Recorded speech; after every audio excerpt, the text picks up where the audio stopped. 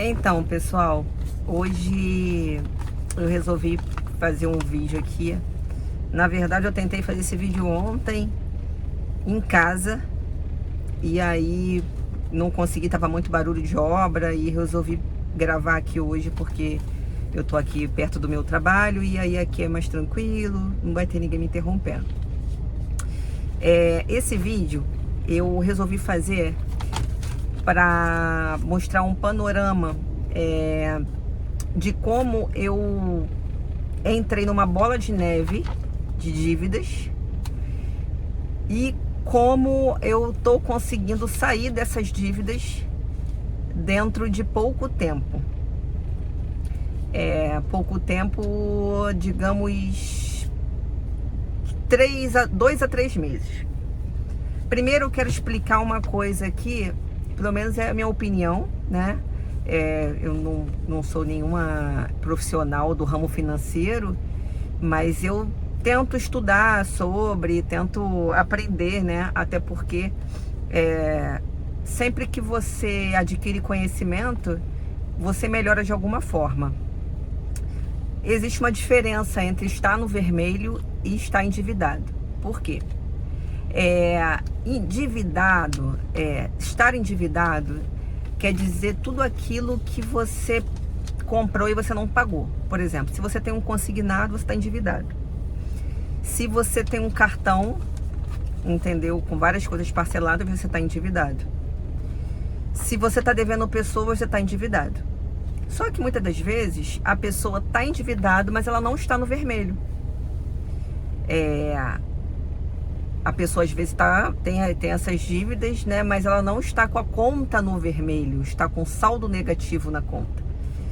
No meu caso, eu cheguei ao estágio de estar endividado e estar na conta no vermelho, que é um estágio bem crítico, entendeu? Porque é um estágio onde você meio que colapsou as suas contas. E eu cheguei nesse estágio. E como tudo isso começou? Então, é mais ou menos isso que eu quero contar pra vocês. Não vou conseguir fazer tudo isso num vídeo só, entendeu? Vou tentar fazer alguma coisa nesse vídeo e se eu ver que vai ficar grande, eu faço em várias partes. Nesse primeiro vídeo eu quero mostrar pra vocês só como eu cheguei ao fundo do poço. Nada na nossa vida acontece de uma hora pra outra, gente. Todas as atitudes que a gente toma agora, ela pode causar consequências daqui a meses, daqui a anos. Então, assim, ninguém fica endividado de uma hora para outra. Ninguém fica endividado por causa de uma compra que você fez hoje. Você vai ficando endividado por causa de uma série de atitudes erradas.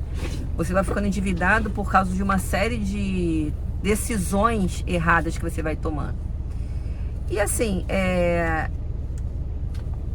as coisas começaram a piorar, né, pra mim, pro meu esposo, no final do ano passado. No final do ano passado, a gente já começou a meio que notar que a gente estava entrando numa situação meio crítica. Mas a gente também tinha o conforto de saber que os empréstimos, pelo menos que a gente adquiriu, em sua maioria, foi mais por causa de obras. Obra. Tem uma obra de uma casa em andamento, terminando. Então, assim, não foi por pegamos empréstimo para viajar, nem nada. Mas, digamos que fizemos empréstimos da maneira errada, não contando, não calculado, sabe? Tudo a gente tem que calcular. Eu ouvi uma frase uma vez que eu guardo para mim: o dinheiro ele não leva desaforo. Então, se você usa mal o dinheiro, ele vai te trazer consequências bem ruins.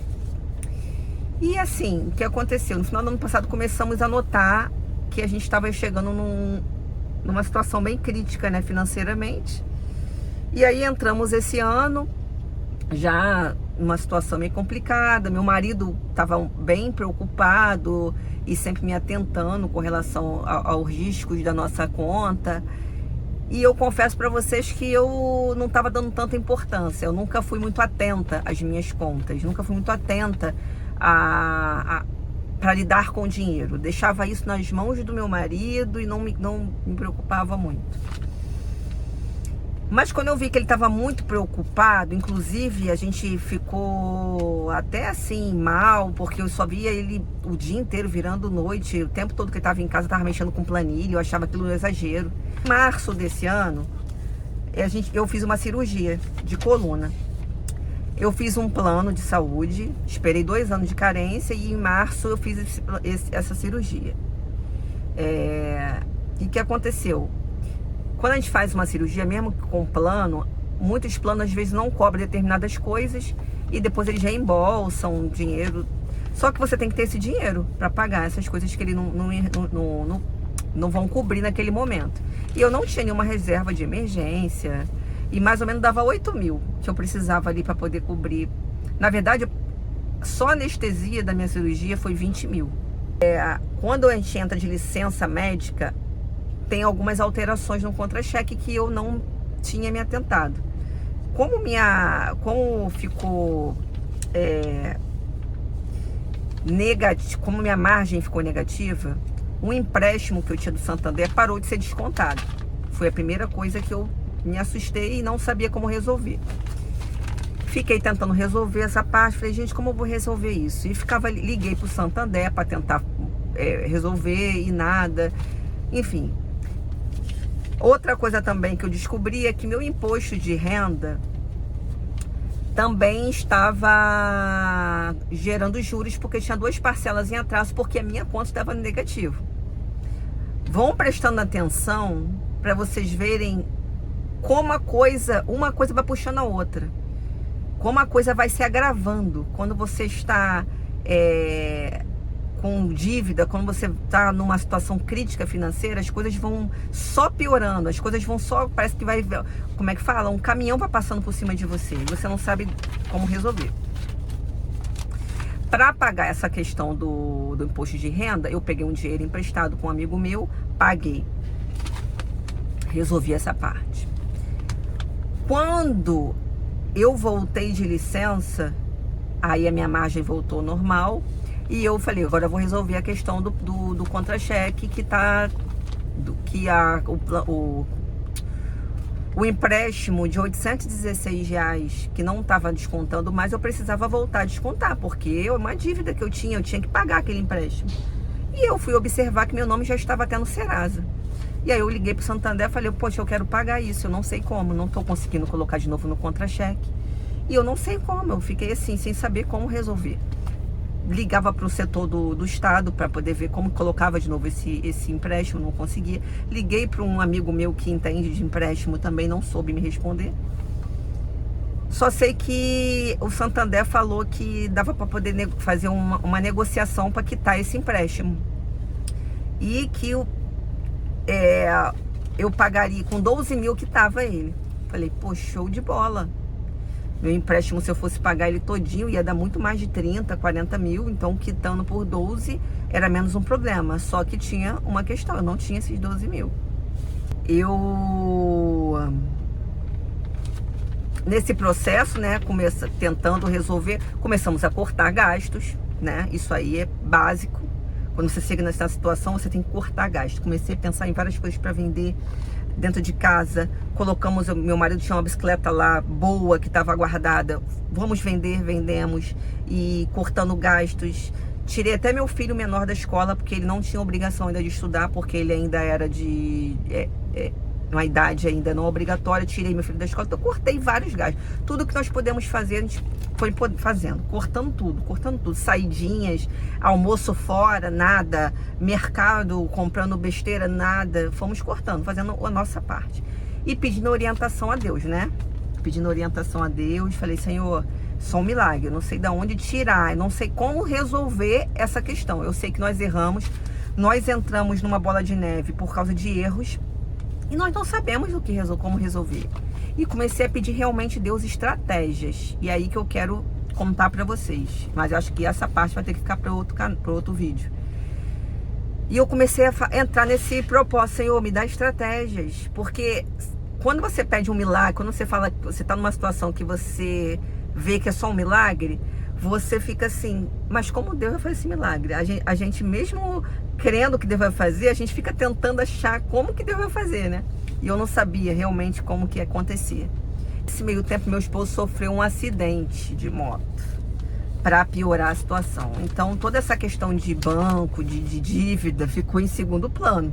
Agora, nossa preocupação maior era sobrevivência, né? Eu terminar a minha recuperação da coluna, porque eu acho que eu ainda estava com 3 ou 4 meses de recuperação.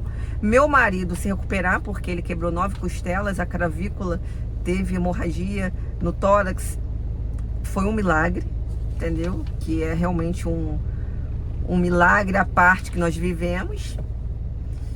E falando com o Senhor, Senhor, nos ajude. O vento tá batendo forte, a gente não sabe como fazer, não sabe como agir.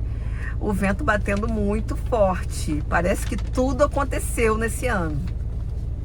Nesse momento, meu marido estava devendo 20 mil pro banco. A gente estava devendo um dinheiro para minha sogra, devendo dinheiro para meu pai, dinheiro para meu amigo. Eu estava negativa também, acho que mais de 10 mil. Então a gente estava realmente num caos financeiro. Um caos financeiro. Nunca chegamos numa situação tão difícil. Fora o emocional da gente, né? Totalmente abalado. Meu casamento abalado com essa situação toda, porque querendo ou não, abala, gente. A parte financeira é uma das maiores causas de divórcio, entendeu? Mas serviu para me buscar Deus. Joelho no chão e oração, pedindo ao Senhor. E assim, a minha fé não estava muito boa, mas eu também via a fé do meu marido menor ainda. E eu querendo julgar ele, que ele não estava orando tanto quanto ele deveria comigo. E eu falei, Senhor, não, eu vou fazer a minha parte. Vou pedir ao Senhor estratégia, vou estar em oração. E vou parar de ficar importunando meu marido, porque a espiritualidade, a nossa busca é pessoal, né? Ainda para complicar, tinha um dos empréstimos que eu tinha na minha conta, que era desse Banco Master, que teve a situação da quebra agora. E eu liguei para saber também quanto que eu poderia quitar. E também dava mais ou menos na faixa de 12 mil. E eu comecei a pedir para eles mandarem para mim essa carta de quitação. Eu não sabia de onde eu ia tirar o dinheiro para quitar, mas eu comecei a pedir para eles a carta de quitação. E aí acabou que nesse meio tempo aí, quando eu comecei a pedir a carta, ainda não tinha quebrado. Conclusão, até hoje eu não recebi essa carta, o banco quebrou e eu estou nesse processo de tentar quitar essa dívida com o Master, mas ainda não consegui. Nessa primeira parte foi isso. Eu vou fazer um outro vídeo agora mostrando as estratégias que Deus me deu e como eu estou conseguindo sair dessa dívida em 2 meses, 2 ou 3 meses, contando dos primeiros contatos que eu fiz com os bancos. Então, no próximo vídeo a gente conta como que foi o desenrolar dessa história. Fica com Deus e fica atento aí para poder vocês ouvirem o desenrolar da história no próximo vídeo.